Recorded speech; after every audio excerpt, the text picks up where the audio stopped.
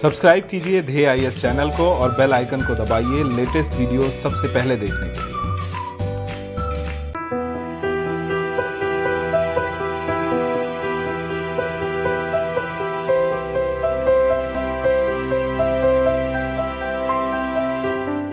नमस्कार, मैं सुनील वर्मा ध्येय आईएएस टीम की ओर से आपका स्वागत करता हूं ध्येय टीवी पर। हम बात करेंगे डेली करंट अफेयर्स के अपने प्रोग्राम पर, जैसा कि हम प्रतिदिन करते आए हैं।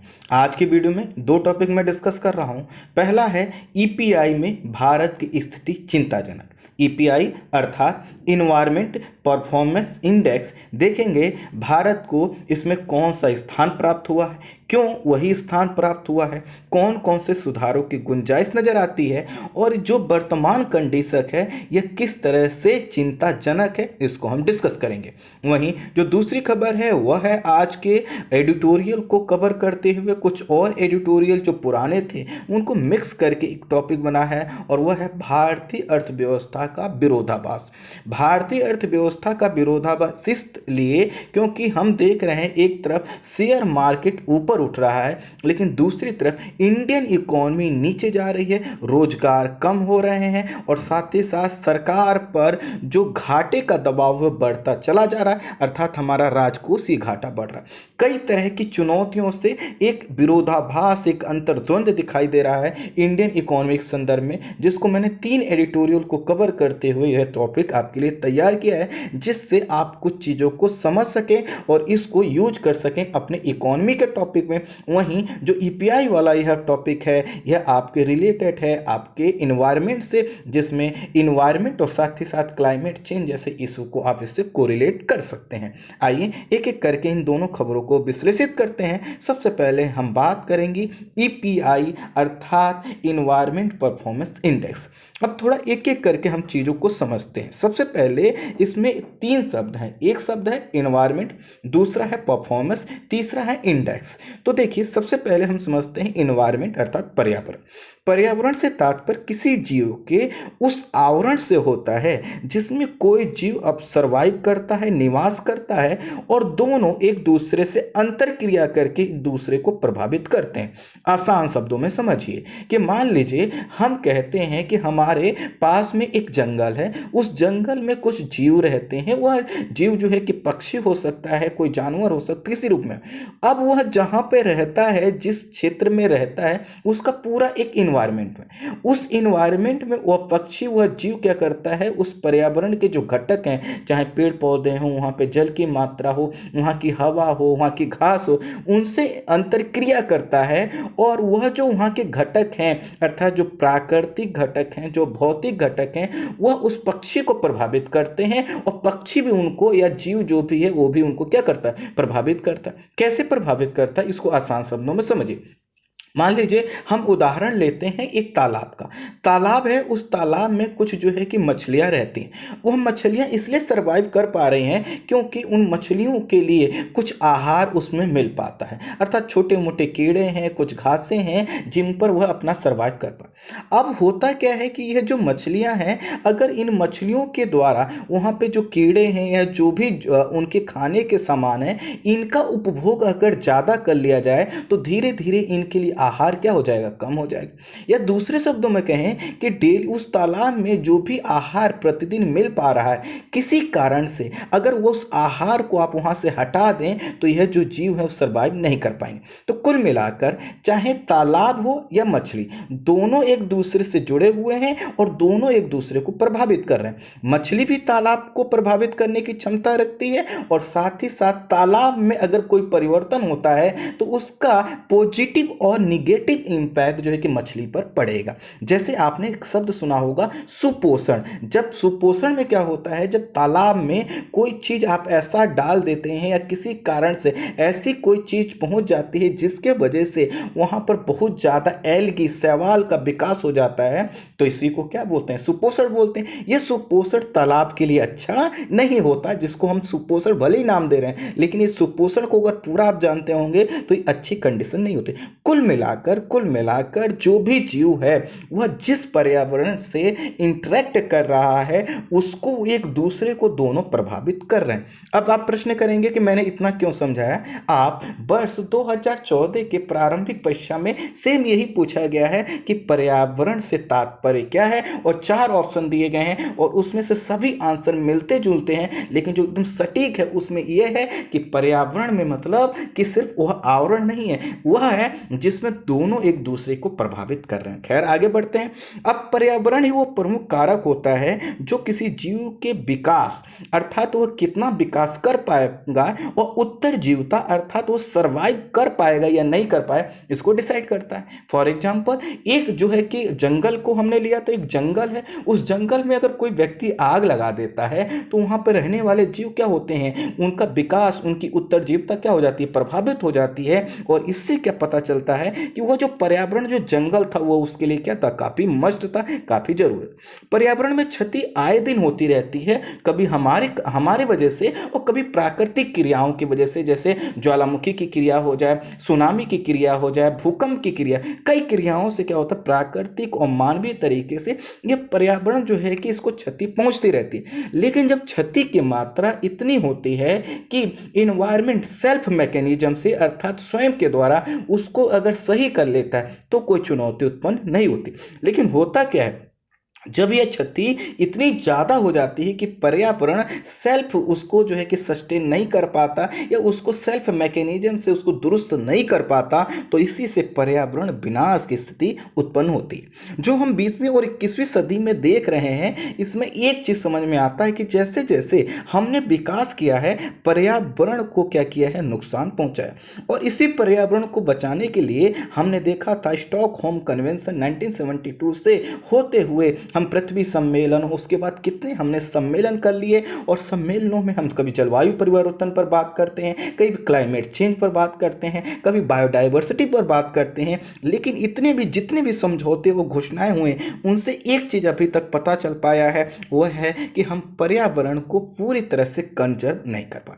अब पर्यावरण को जब कंजर्व नहीं कर पा रहे हैं इसका मतलब यह है या तो पूरा विश्व नहीं कर पा रहा है या फिर कुछ देश नहीं कर पा रहा, और इसीलिए यह जरूरत होती है कि हम ये जानें कि आखिर पर्यावरण का संरक्षण और देखभाल कौन सा देश किस प्रकार कर रहा है और कैसे जो हमने ग्लोबल गोल अर्थात वैश्विक लक्ष्य तय किए हैं, चाहे वो पर्यावरण को क्षति ना पहुंचाने को या फिर पर्यावरण को दुरुस्त करने का हो, उसमें कौन सा देश कैसी गतिविधियां किस प्रकार अपना सहयोग दे रहा है, ये हमें पता करना जरूरी है। और इसी उद्देश्य के लिए विश्व आर्थिक मंच, जिसको वर्ल्ड इकोनॉमिक फोरम के नाम से भी जानते हैं, इसके सहयोग से येल विश्वविद्यालय और कोलंबिया विश्वविद्यालय द्वारा, ध्यान दीजिए 2 यूनिवर्सिटी का नाम है, येल यूनिवर्सिटी और दूसरे कोलंबिया यूनिवर्सिटी द्वारा संयुक्त रूप से प्रत्येक 2 वर्ष पर पर्यावरण प्रदर्शन सूचकांक जारी किया जाता है। इसमें येल जो यूनिवर्सिटी यहाँ पर मेल लिख दिया गया, करेक्ट करके आपको पीडीएफ मिलता है, आप चिंता मत करिएगा। तो इसमें जो येल विश्वविद्यालय के centre for environmental law and policy तथा कोलंबिया विश्वविद्यालय के सेंटर फॉर इंटरनेशनल नेटवर्क, ध्यान दीजिएगा दोनों कंफ्यूज मत होइएगा, Center for Environmental Law and Policy ये येल यूनिवर्सिटी का है। वहीं जो कोलंबिया यूनिवर्सिटी से रिलेटेड है वह है सेंटर फॉर इंटरनेशनल नेटवर्क। इन्हीं के द्वारा सहयोग करके डेटा इकट्ठा करके देशों की क्रिया और जो है कि कार्य करने के परिणाम और परिणामों को कैसे और दुरुस्त करना चाहते हैं राज्य सरकारें, देश की सरकारें, इसके आधार पर डेटा कलेक्ट करती हैं और डेटा कलेक्ट करके एक इंडेक्स जारी किया जाता है जिसका नाम है इन्वायरमेंट परफॉर्मेंस इंडेक्स। जैसा कि मैंने बताया कि हर 2 वर्ष में क्या होता है, जारी की जाती है। वर्ष 2018 में जब ये रिपोर्ट आई तो इसमें 24 प्रदर्शन संकेतकों के आधार पर 180 देशों की सूची प्रदान की गई। ठीक इसी तरह से वर्ष 2000 में जब सूची आई थी तो उसमें जो है कि इसी तरह देशों को रैंकिंग प्रदान की गई। भारत के संदर्भ में अगर हम देखें तो भारत को 2000 जो है कि आपका 2018 में जो यह रिपोर्ट आई थी इसमें 177वां और 2016 का जो इंडेक्स आया था इसमें 141वां स्थान प्राप्त हुआ था। ध्यान दीजिए, फिर से कंफ्यूज मत होइएगा। वर्ष 2018 में भारत को 177वां और 2016 का जो इंडेक्स था उसमें 141वां स्थान प्राप्त हुआ था। और हाल ही में फिर से क्या हुआ है, वर्ष 2020 का पर्यावरण प्रदर्शन सूचकांक प्रस्तुत किया गया है। इसमें भी 180 देशों को सूची को शामिल किया गया है और भारत को इस बार जो इस प्राप्त हुआ स्थान वह 168 है, अर्थात 168 जो 168वां स्थान प्राप्त हुआ है। और भारत का टोटल जो स्कोर है वह 27.6 है। अब आप समझ सकते हैं कि यह जो 180 देशों में 168वां स्थान प्राप्त हुआ है ये किसी भी तरह से अच्छा नहीं कहा जा सकता। इसलिए नहीं कहा जा सकता क्योंकि भारत की जनसंख्या ज़्यादा है, इसकी डिपेंडेंसी यहाँ के संसाधनों पर है। अगर यहाँ के संसाधनों पर इसकी डिपेंडेंसी है तो जरूरी है कि हम पर्यावरण को कंजर्व करके चलें, अदरवाइज आने वाले समय में ग्लोबल वार्मिंग, क्लाइमेट चेंज और ये जो पर्यावरण क्षति है हमारे लिए काफ़ी घातक हो सकती है। इस बार इंडेक्स में जो है कि 11 कारकों से संबंधित 32 प्रदर्शनों के अर्थात 32 इंडिकेटर्स के आधार पर इस सूचकांक को तैयार किया।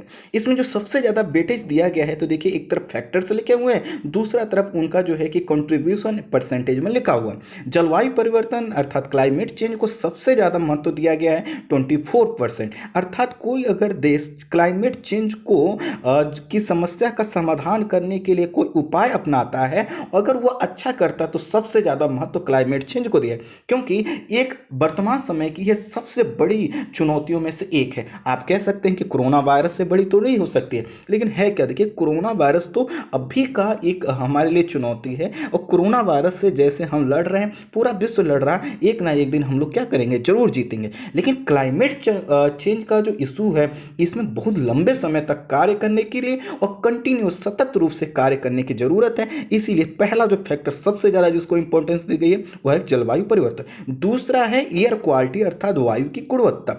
अब आपने देखा है जैसे ही हमारे यहाँ दीपावली का समय आता है तो आप देखते हैं दिल्ली और बड़े बड़े शहरों का जो पूरा जो एटमॉस्फेयर होता है ब्लैक कलर का हो जाता है, अर्थात सांस लेने में भी आपको दिक्कत होती है। जो मरीज होते हैं उनको यहाँ से दूसरे शहरों में, छोटे शहरों में जाना होता है। तो ये बहुत बड़ी आज के समय में चुनौती है, इसलिए इसको सेकंड स्थान प्राप्त प्रदान किया जाता है। स्वच्छता और पेयजल को जो है कि 16% का जो है कि इसमें महत्व दिया जाता है और जैव विविधता और उसके आवास को 15% और पारिस्थितिकी सेवाएं जो है कि 6% इसमें प्रमुख फैक्टर हैं। लेकिन मैंने बताया 11 कारक हैं, अगर आप यहाँ पर देखें तो आपको 5 फैक्टर मिलेंगे।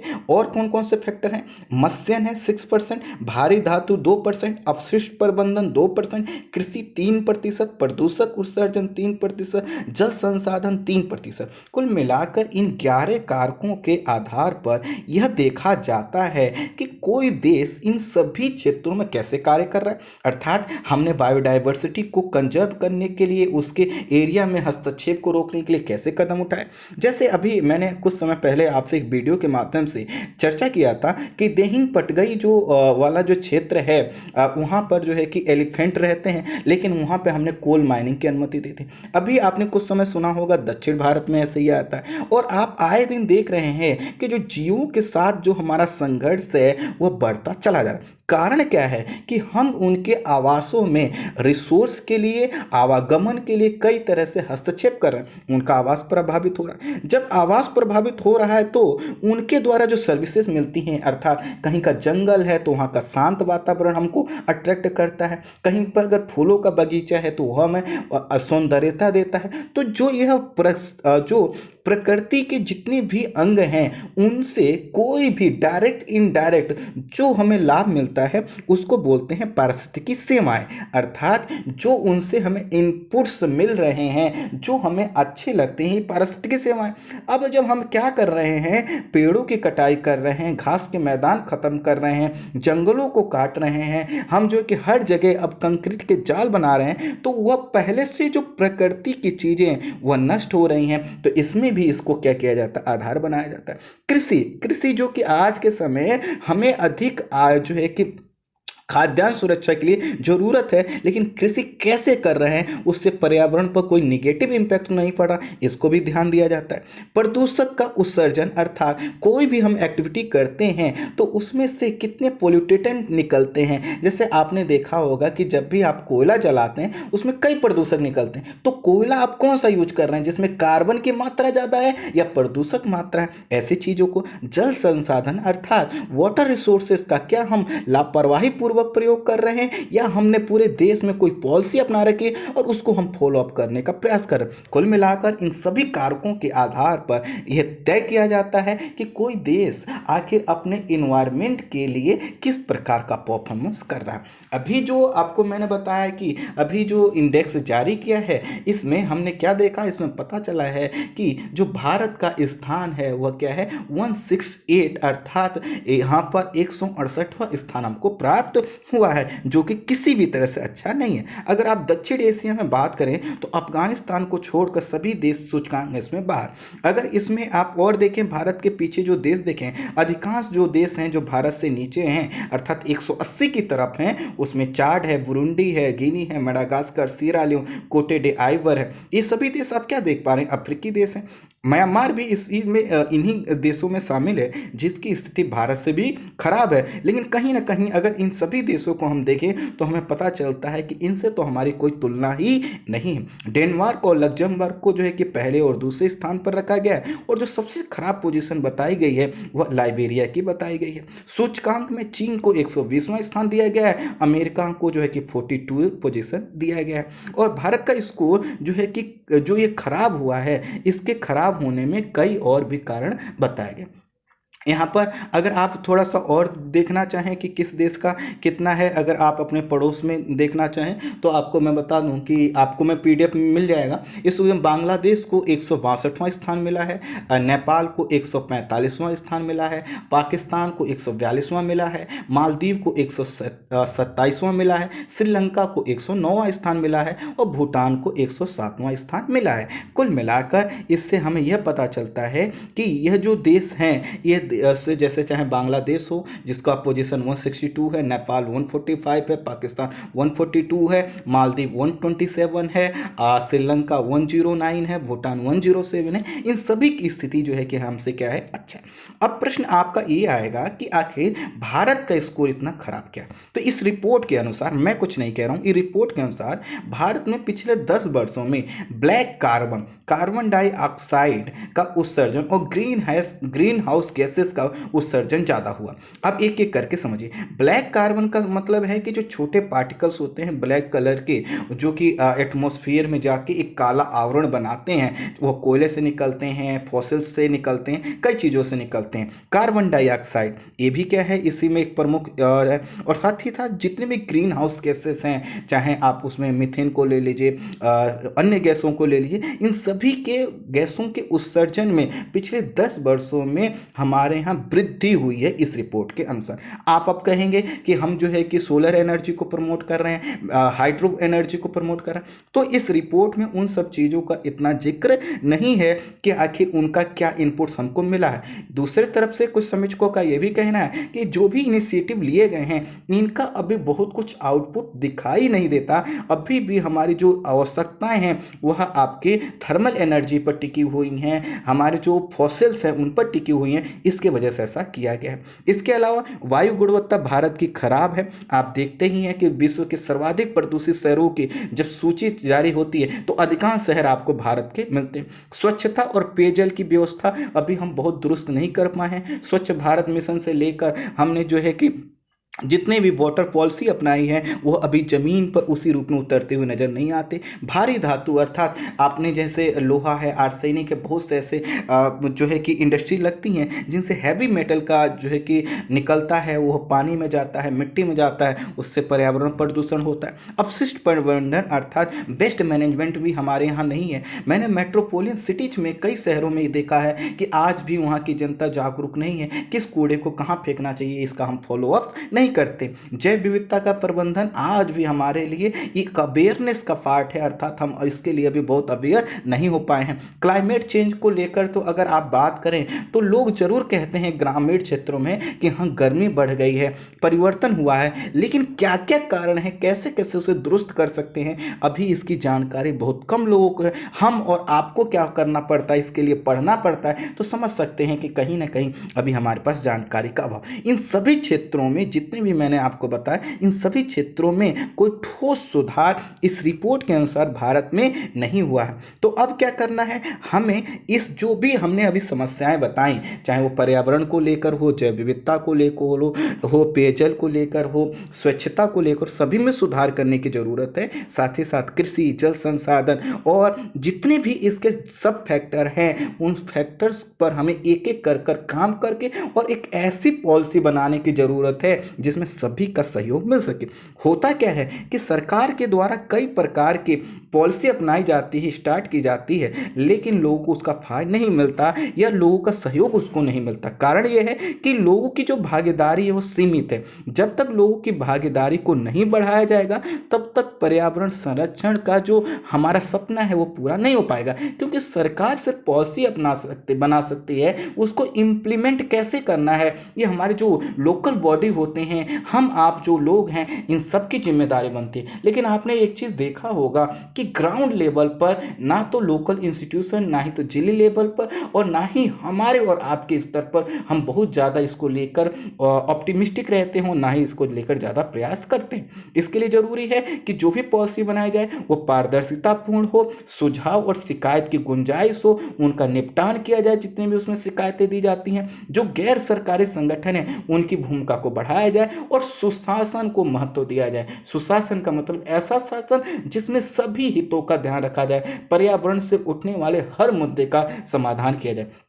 इस समय तो हो क्या रहा है कि हम जो है कि इकोनॉमी के लिए हर चीज़ को क्या करना चाहते हैं, उपभोग कर लेना चाहते हैं, और ये काफ़ी खतरनाक कंडीशन है। इसके अलावा जो है कि सस्टेनेबल डेवलपमेंट गोल जो है, जिसमें हमने गैर जीवाश्म ऊर्जा, नवीकरणीय ऊर्जा, पर्यावरण प्रबंधन, वनों की कटाई, जनजातियों के अधिकार संबंधी मुद्दों को भी हमें यहाँ पर विचारणीय मुद्दा बनाना होगा। वो इसलिए विचारणीय मुद्दा बनाना होगा जिससे हम आने वाले समय में सभी के अधिकारों को कंजर्व कर सकें। जनजातियां काफ़ी जंगल को लेकर आप कह सकते हैं कि कहीं तो झूम कृषि भी करती हैं, लेकिन झूम कृषि भी अगर वो करती हैं, लेकिन उनके लिए जंगल महत्वपूर्ण होता है, इसलिए जंगल को मेंटेन भी करते हैं। साथ ही साथ ये जो जंगल हैं, जो हमारी नदियां हैं, तालाब हैं, यह जो है कि हमारी प्रकृति का वह उपहार है जिसको एक बार हम बर्बाद कर देंगे तो इसको बैलेंस नहीं कर पाएंगे। तो इन्हीं सब चीज़ों का इसमें क्या किया गया है, जिक्र किया है। आई होप आप समझ पाए होंगे कि पूरा टॉपिक क्या है और कैसे ये हमारे लिए चिंताजनक स्थिति है। बाकी आप और भी क्या क्या किया जा सकता है, अपने आप सजेशन मुझे दे सकते हैं। मैंने संक्षेप में बताने का प्रयास किया है। इसके कई डायमेंशन हैं जिनको हम रिड्यूस, रीयूज, रिसाइकिल, समथिंग, आप कुछ भी इसमें कैसे चीज़ों को शामिल कर सकते हैं। लेकिन चूंकि मैं मान के चल रहा हूं कि आपके पास ये सभी चीज़ों की जानकारी, इसलिए मैं ज़्यादा इसको एक्सप्लेन नहीं करूँगा। आइए अब हम बात करते हैं, एक थोड़ा सा टॉपिक थोड़ा सा जटिल है। जटिल इसलिए है कि आपके दिमाग में खुजली हो सकती है ये क्या क्या क्या चल रहा है, और उसका नाम ही है भारतीय अर्थव्यवस्था के विरोधाभास। हुआ क्या है कि भारत की अर्थव्यवस्था, इसमें कई विरोधाभास उभर कर आए। अभी हमने शेयर बाजार में देखा कि यहाँ पर एफपीआई अर्थात फॉरेन पोर्टफोलियो इन्वेस्टमेंट में इनफ्लो देखा जा रहा है, और इसकी वजह से क्या हो रहा है, शेयर बाजार ऊपर बढ़ रहा है। शेयर बाजार ऊपर बढ़ना आप कह सकते हैं किसी देश के लिए अच्छा है कि भाई दिखा रहा है कि हमारे इकोनॉमी में क्या हो रहा है, निवेश हो रहा है। लेकिन दूसरी तरफ से देखिए, अभी कल ही आपने एक सूचना देखा होगा कि कर्नाटका में एक फैक्ट्री थी जिसमें 1300 लोगों को एक साथ बाहर कर दिया गया। तो ऐसे ही ये तो सूचनाएं वो हैं जो हमारे आप तक बड़ी संख्या में, जब एम्प्लॉय को बाहर किया जा रहा है, वो प्रोटेस्ट कर रहे हैं तब पहुंच पाए। अदरवाइज हर क्षेत्र में फैक्ट्रियां, इंस्टीट्यूट, जितने भी सर्विस सेक्टर हैं, सब में यह दिक्कत आ रही है, और इसके वजह से लोगों का रोजगार क्या हो रहा है, कम हो रहा है। अब रोजगार का कम होने का मतलब क्या है कि व्यक्ति की आय कम होगी। जितने लोग बेरोजगार होंगे वह उनकी आय कम होगी। जब आय कम होगी तो वह डिमांड कम करेंगे, और डिमांड कम करेंगे तो फिर से क्या होगा, प्रोडक्शन कम होगा, और प्रोडक्शन जब कम होगा तो और भी लोगों को जो नौकरी रखी गई है, अभी बच गई है, उनको भी क्या किया जाएगा, हटाया जाएगा। अब देखिए, इसके साथ साथ ये भी देखा जा रहा है कि अभी क्या है, मांग में काफी कमी आ चुकी है, जबकि अभी बहुत से लोगों का रोजगार अभी बचा है, चल रहा है, बहुत से लोगों को अभी भी पेमेंट कुछ थोड़ा बहुत हो रहा है, बावजूद इसके अभी भी क्या है, मांग में कमी है। अगर सोचिए आने वाले समय में बेरोजगारी और बढ़ जाए तो फिर कंडीशन क्या हो। और अंतर विरोध ये है कि शेयर बाजार तो अच्छा काम कर रहा है, शेयर बाजार में ठीक ठाक वृद्धि देखी जा रही है। हाँ, एक कोविड-19 के समय जो भी हमारी इंडियन शेयर मार्केट है, चाहे आप BSE ले लीजिए या NSE ले लीजिए, उनकी कंडीशन अभी ठीक ठाक है। इसी के साथ अभी हमने देखा कि मूडीज ने क्या किया, भारतीय अर्थव्यवस्था की रैंकिंग को Baa2 से घटाकर Ba3 कर दिया।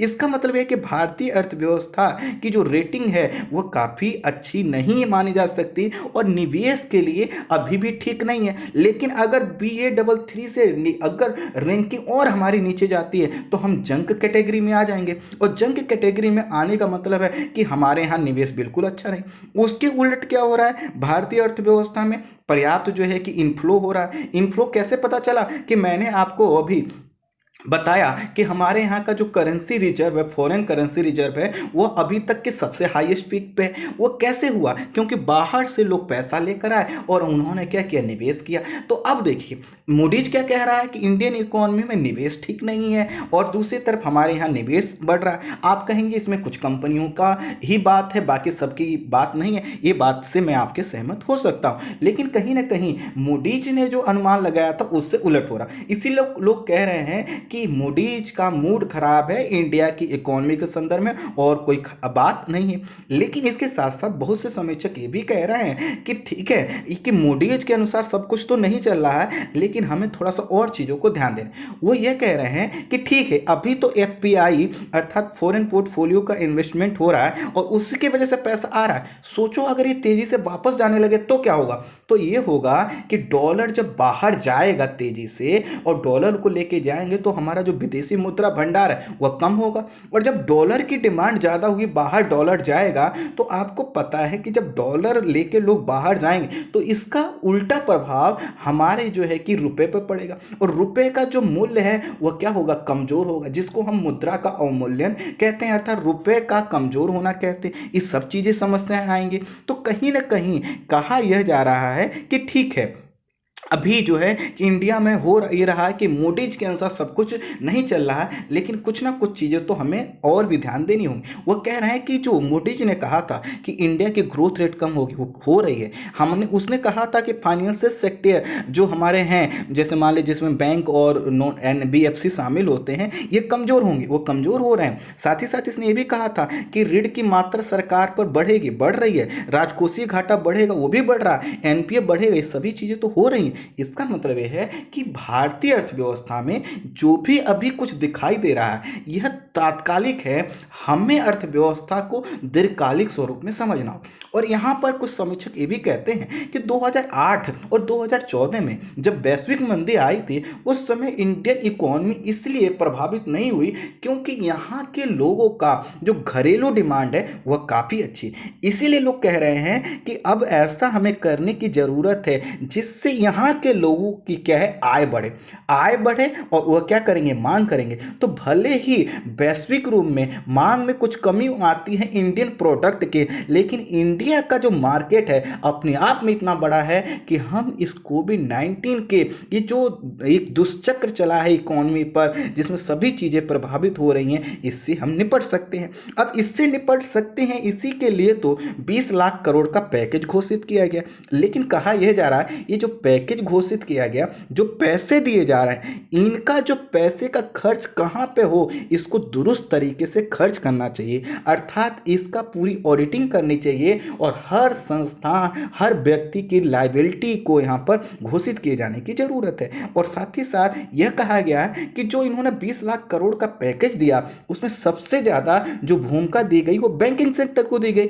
बैंकिंग सेक्टर अपने आप कई चुनौतियों का सामना कर रहा है, उसके पास NPA का बोझ है, लोगों का पैसा वहां से मिल नहीं पा रहा है, और साथ ही साथ बैंक जो है वो प्रॉफिट के पॉइंट ऑफ व्यू से काम करते हैं। उनका उद्देश्य सामाजिक कल्याण और लोक कल्याणकारी राज्य करना नहीं है। जैसे कि आप देखिए कोविड-19 के समय हम कहते हैं कि डॉक्टर ही हमारे भगवान है, अस्पताल ही क्या है, नया जीवन देता है, लेकिन इन्हीं अस्पतालों के संदर्भ में, प्राइवेट अस्पतालों के संदर्भ में और साथ ही साथ कुछ गवर्नमेंट हॉस्पिटल के संदर्भ में भी ये बात सुनने में आ रही है और कई मीडिया रिपोर्ट्स भी इस पर आई हैं कि हॉस्पिटल 5-5 10-10 लाख रुपए पर बेड चार्ज कर रहे हैं। अब इसको आप क्या कहेंगे? तो कहीं ना कहीं इससे यह पता चलता है कि जिन सेक्टर्स को हम ज़्यादा जिम्मेदारी दे रहे हैं उनको हम थोड़ा सा मॉनिटर करते रहें, तभी हम क्या हो पाएगा कि जो हमारा लक्ष्य है कि इंडियन इकोनॉमी को हमें आगे बढ़ाना वो हम कर पाएंगे। तो इसके लिए सरकार के पास क्या विकल्प है?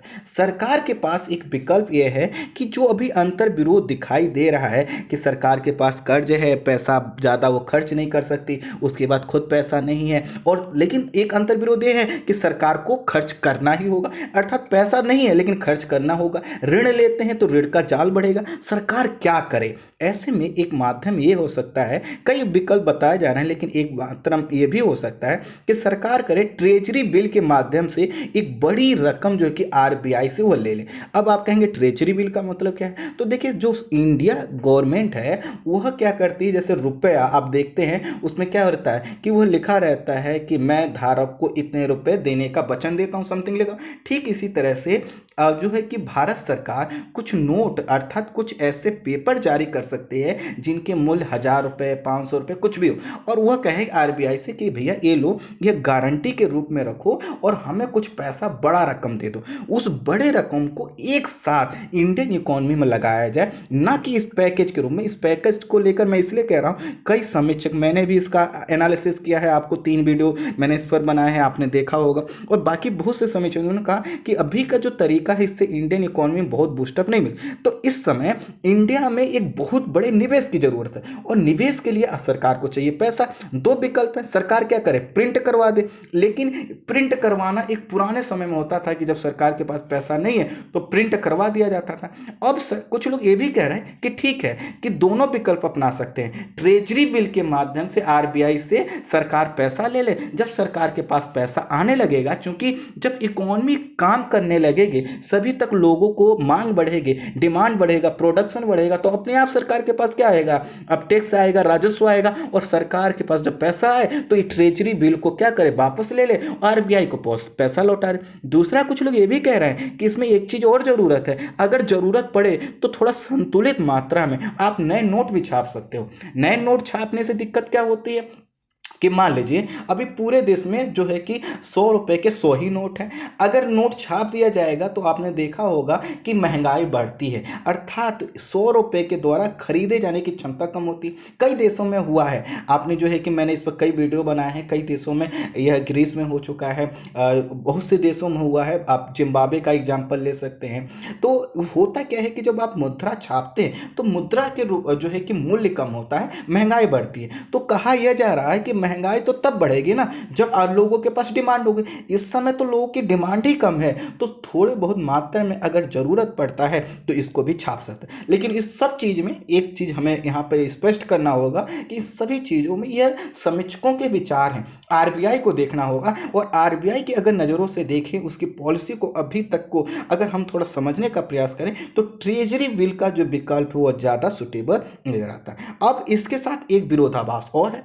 एक विरोधाभास ये है, आखिर पैसा किस में खर्च किया जाए? कृषि सेक्टर में किया जाए, या इंडस्ट्री एरिया में किया जाए, या सर्विस सेक्टर में किया जाए, किस सेक्टर में किया जाए? हमें तीनों में संतुलन बनाने की जरूरत है। संतुलन इसलिए कि पहले जो फैक्ट्रियों में काम करने वाले लोग थे अब तो गांव में पहुंच गए, तो जब गांव में पहुंच गए तो उनके लिए क्या विकल्प है? आप मनरेगा के तहत उनको काम देखिए। जैसे कि अभी देखा आपने जो है कि कांग्रेस अध्यक्ष ने इस चीज को कहा कि इस समय जो कोई भी चीज जो सबसे ज्यादा कारगर हो सकती है कि मनरेगा के तहत काम दिया जाए, लेकिन मनरेगा के तहत जो काम देने के लिए उसकी बहुत ज़्यादा पैसा की जरूरत है, सरकार के पास पैसा है नहीं। इसी के साथ साथ अगर हम जो है कि इंडस्ट्री को प्रमोट करते हैं तो उसके लिए जो है कि मजदूर कहाँ से आएंगे? क्योंकि मजदूर तो क्या जा चुके हैं, घर जा चुके हैं। तो कुल मिलाकर सरकार के पास एक अंतर्विरोध और एक चुनौती। अब इस अंतर्विरोध और चुनौती से कैसे निपटती है यही हमें आपको समझना। अब आप ये कह सकते हैं इस टॉपिक को हमें कैसे यूज करना। इस टॉपिक को इस तरह से यूज कीजिए कि इंडियन इकोनॉमी में जो चुनौतियां हैं, इन चुनौतियों का समाधान कैसे आप कर सकते हैं, यही इसमें हमने क्या किया, डिस्कस करने का प्रयास किया। अर्थात सरकार के पास क्या विकल्प है, कैसे अपनाया जा सकता है, किस सेक्टर को कितना महत्व देना है, इन्हीं सब चीज़ों को हम लेकर क्या कर कंक्लूड। तो कुल मिलाकर अभी जो इंडियन इकोनॉमी में जो हमें अभी ग्रोथ दिखाई दे रही है, खासकर शेयर मार्केट में, यहाँ पे हमें खुश होने की बहुत ज़रूरत नहीं है। शेयर मार्केट एक साथ बढ़ता है, एक साथ गिर जाता है, इसलिए हमें थोड़ा सा जो हमारे इकोनॉमी के कोर एरियाज हैं, जो हमारे जो ग्रास लेवल पर जो चीज़ें होती हैं, जो ज़मीनी लेवल पर इंडियन इकोनॉमी का आधार है, चाहे हमारा छोटा जो घरेलू उद्योग हो, एमएसएमई हो, या स्वरोजगार को बढ़ावा देना हो, इंडियन प्रोडक्ट्स को बढ़ावा देना हो, वोकल फॉर लोकल जैसे कॉन्सेप्ट हो, या फिर सबसे बड़ी बात है कि मनरेगा के तहत लोगों को रोजगार देने की बात हो, इन सभी अंतर विरोधों का जब तक हम समाधान नहीं करेंगे तब तक यह जो है कि शेयर मार्केट और जीडीपी का खेल चलता रहेगा। हमें यहाँ पे जीडीपी को मॉनिटर करना है, शेयर मार्केट अपने आप दुरुस्त हो जाए। सामान्यतः ये देखा जाता है कि जैसे जैसे जीडीपी की ग्रोथ अच्छी होती है, शेयर मार्केट अपने आप बूम करता है, लेकिन ध्यान रखिएगा शेयर मार्केट से पूरा जो है कि जीडीपी आगे नहीं बढ़ता। तो कुल मिलाकर ये दोनों टॉपिक आज के लिए आज इतना ही। Thank you so much.